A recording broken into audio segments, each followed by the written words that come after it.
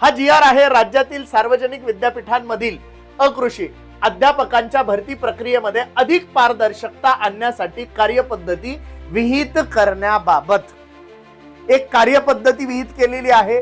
खरं तर ही कार्यपद्धती पहिले जेव्हा चर्चेत आली आपण सगळ्यांनी स्वागत केलं की या सगळ्या प्रोसेस मध्ये पारदर्शकता यायलाच पाहिजे आणि सरकार जर हे प्रयत्न करत असेल तर आपण सरकारचे 10 वेळेस साष्टांग नमस्कार करून उपकार मानले असते, आभार मानले असते।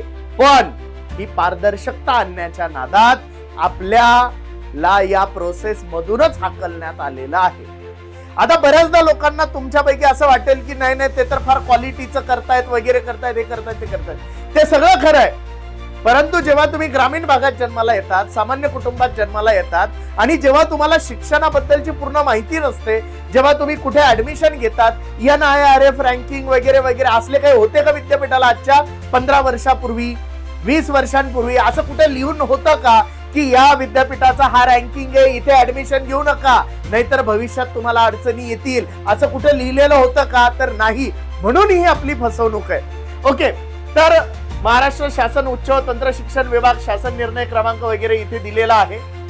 भारताचे राजपत्र असाधारण भाग 3 विभाग 4 UGC नोटिफिकेशन दिनांक सगळे रेफरन्सेस इथे दिलेले। प्रस्तावना आता आपण वाचू।